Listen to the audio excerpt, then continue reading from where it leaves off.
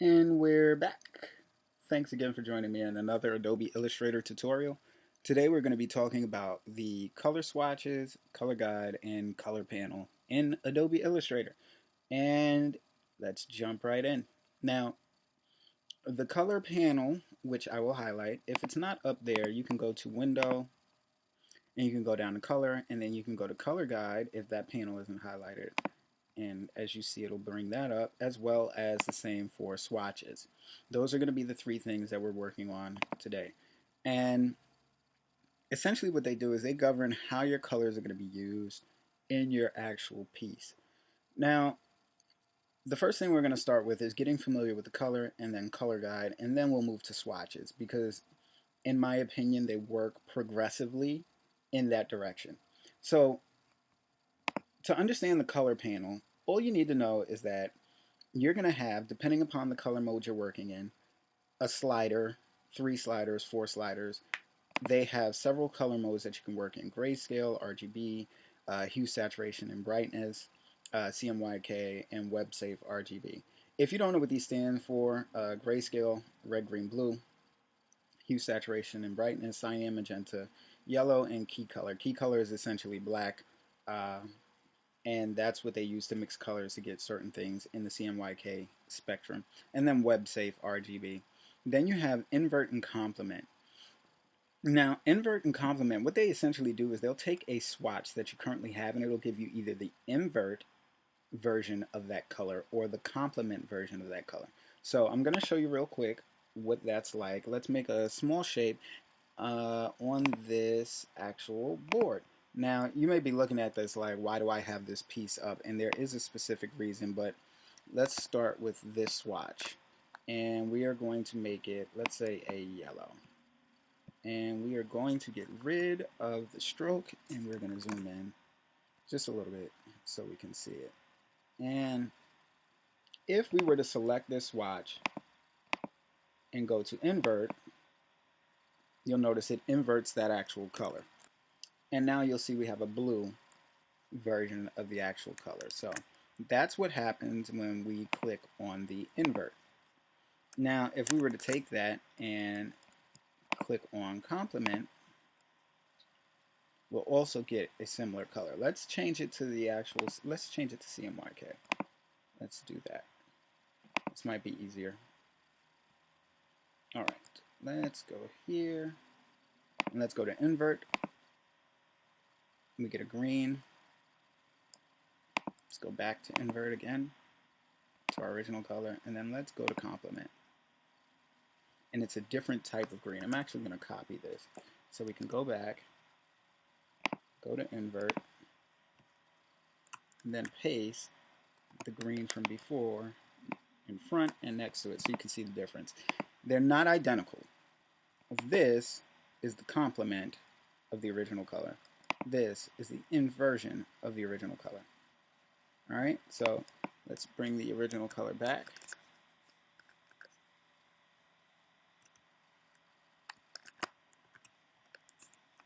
And let's raise these and pull them here.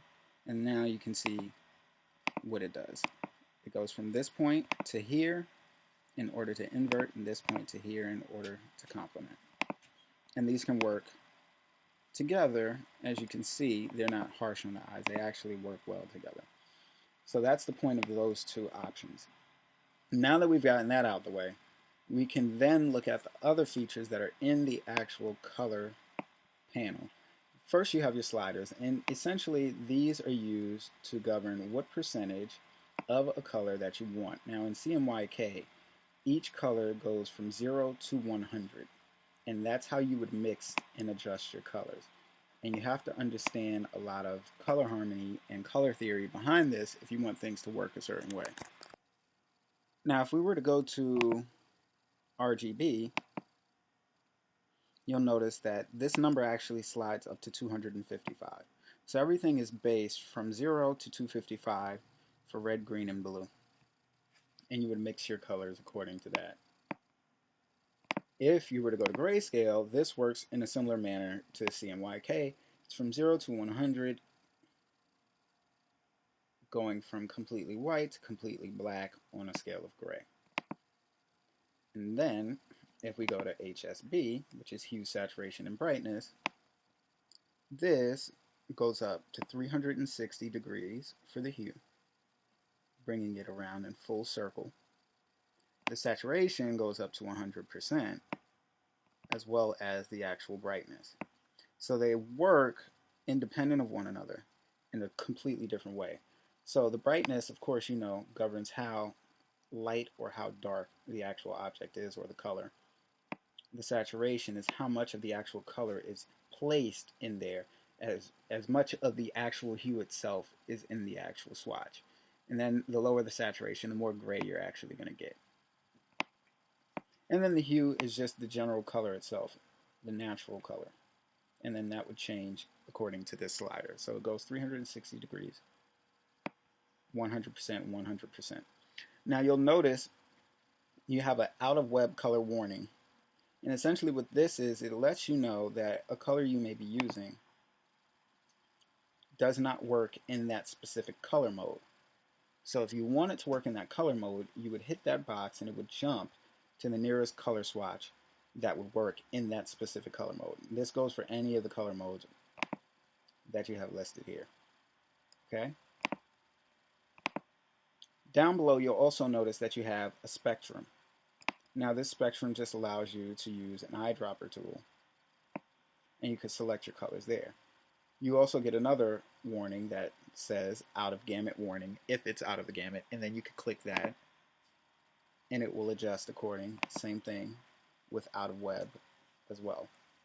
So you have your spectrum down here, which you can use the eyedropper tool to select colors if you want to select them faster, and then you have your sliders up top. Now we can move on to the color guide options. And essentially what this does is it allows you to select either one or a series of colors, and then it allows you to take that and create muted or vivid versions with other options such as tints and shades, warm and cool. If we were to go to tints and shades, you'll notice it's how much dark or black is applied to the actual color, or how much white is applied to the color, shades and tints respectively. If we were to go to warm and cool, it's how much red or how much blue is actually added to the color respectively for warm and cool.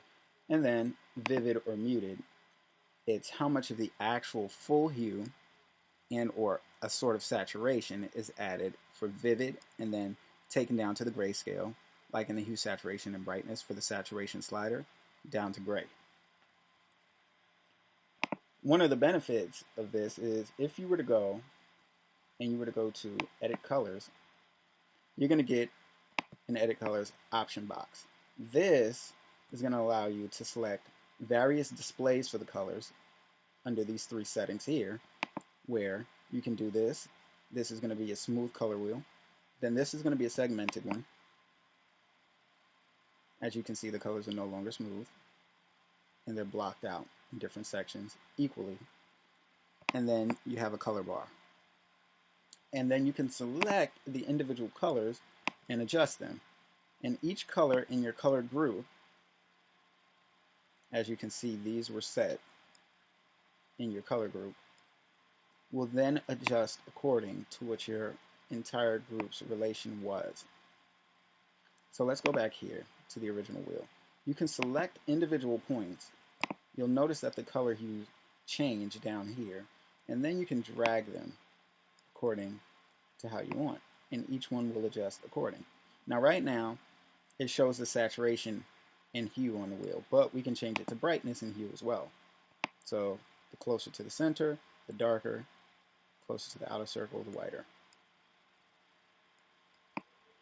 And then we can slide that back and forth to adjust how rich that actually is. Now, you can always change this back, and again, you can adjust and change how dramatic the effect is that you're going for, and it will reflect in your color group as well as back in the color guide panel. As you hover over these, you'll see they have Add Color Tool, Remove Color Tool, and then Unlink Harmony Colors. These are all options relative to how colors interact with one another and how many you can add onto your actual point on this graph. So let's click this, and we're going to click add and click this point, and now we have another color. If we were to click remove, we can click that and get rid of it. If we were to link, we can click and have specific colors linked to one another while they're in the actual panel itself. Now, down here, you'll notice we have swatches. And these are going to be default swatches that are given to you in Adobe Illustrator that you can select from. They're basically color books that you can choose that represent different types of color swatches. So we have metal, nature, neutral, scientific, art history, and in some of them you have specific ones like pop art, prehistoric, Renaissance, and more.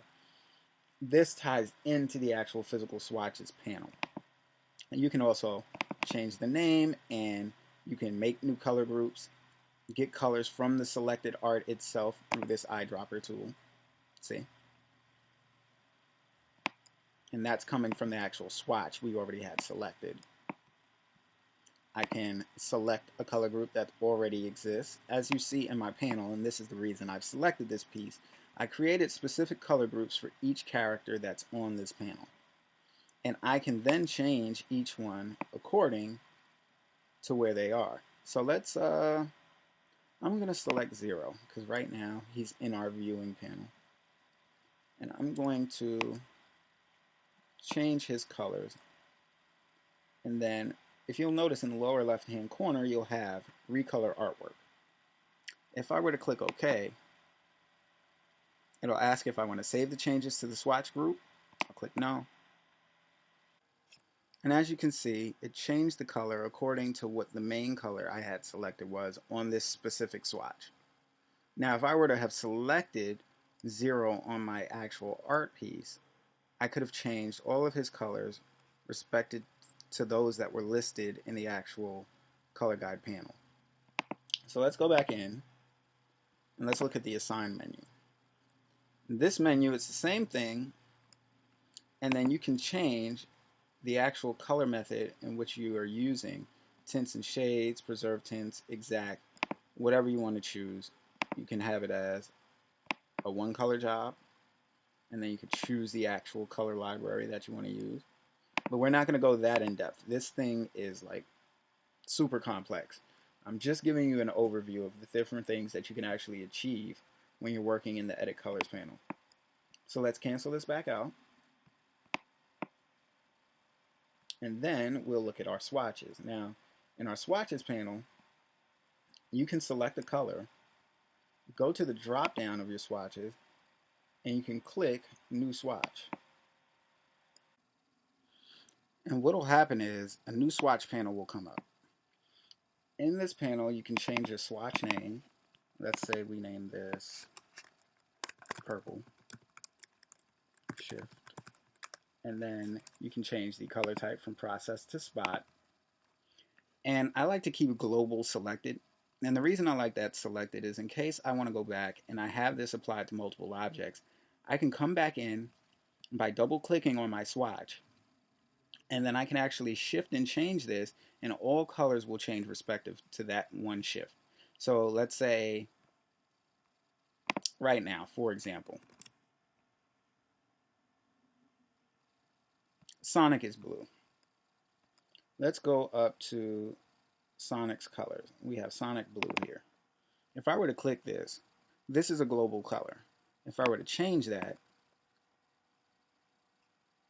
click preview, you'll notice that colors in Sonic's actual head change anywhere that this color would have applied. But I, of course, can click cancel and it'll go back to how it was prior. But you just have to be cautious when you're doing that to make sure you're not trying to just change one thing and then you end up changing everything on your panel. But this is one way that I would use that to change things. Now let me just double click to go back in. And you can always change your color mode. Grayscale, RGB, HSB, CMYK, Lab, and WebSafe RGB. It will all react the same way. They're just different color modes as we spoke of previously when we were in our color panel.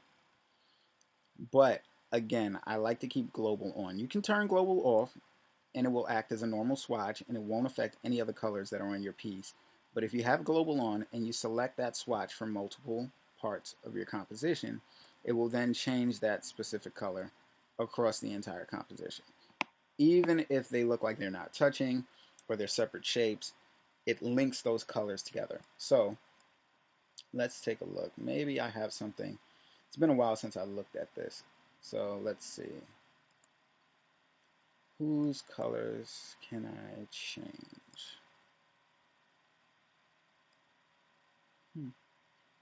Let's change all of Zero's red.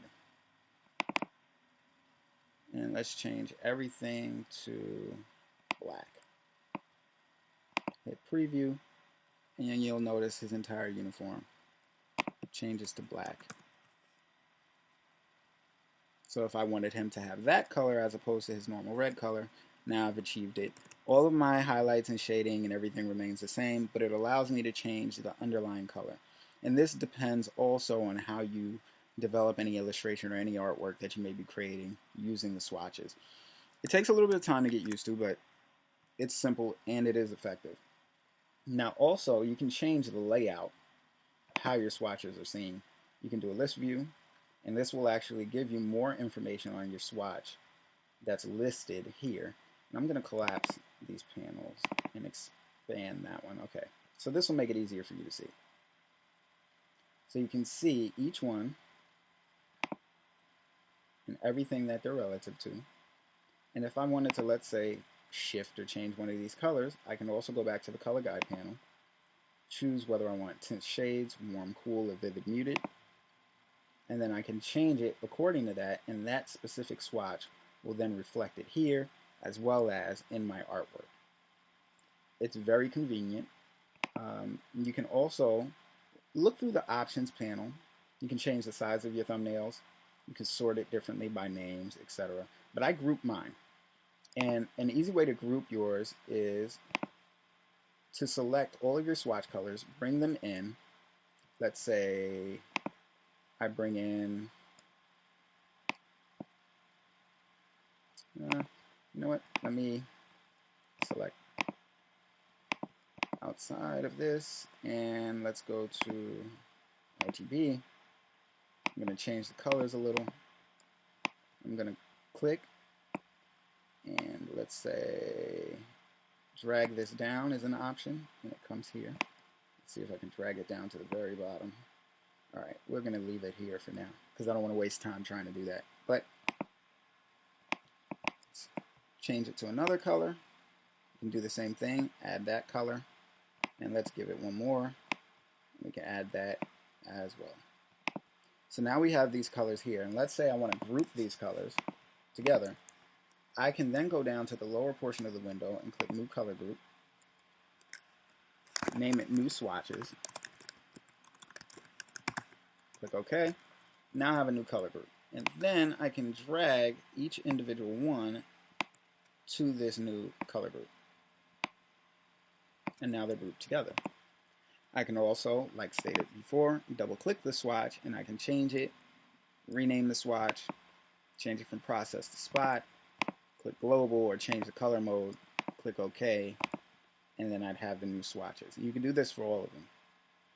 Also, down here you'll also see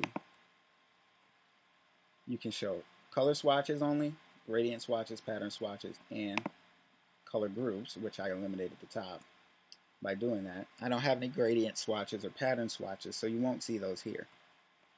If you recognize this symbol from one of our last classes, you can open your Cooler panel, which is listed here, and then you can go into Cooler settings online, create your own theme, and then adjust them and bring them back into Illustrator.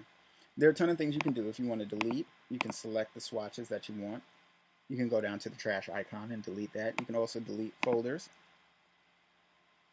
You can also create new swatches from down here, as well as edit an entire color group, which brings back your color guide options menu.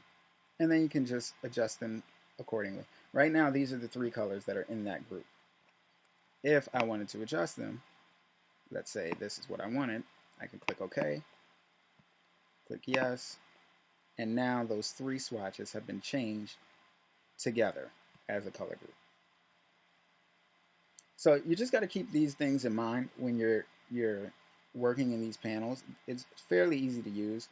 And then, of course, this is your color library for the different color attributes. Let's open one up so you can see it. I'll do Celebration. And you'll see that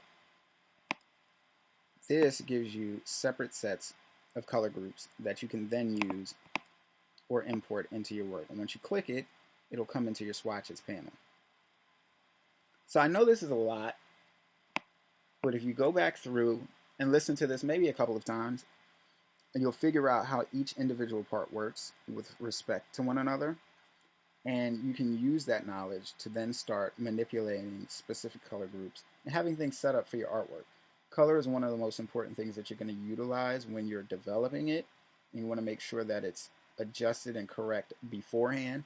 And then when you get into your piece, and let's say you want to work things out later, you can then adjust the group as a whole. You can adjust the color swatches individually, independent of one another, or you can just delete and remake different swatches, create global swatches to change them across the board, or create swatches in your cooler menu. If you're not familiar with the cooler menu, there is a tutorial on that, and you can just go back and you can look at that. That ties into this, but I didn't want to overwhelm you by tying the two together.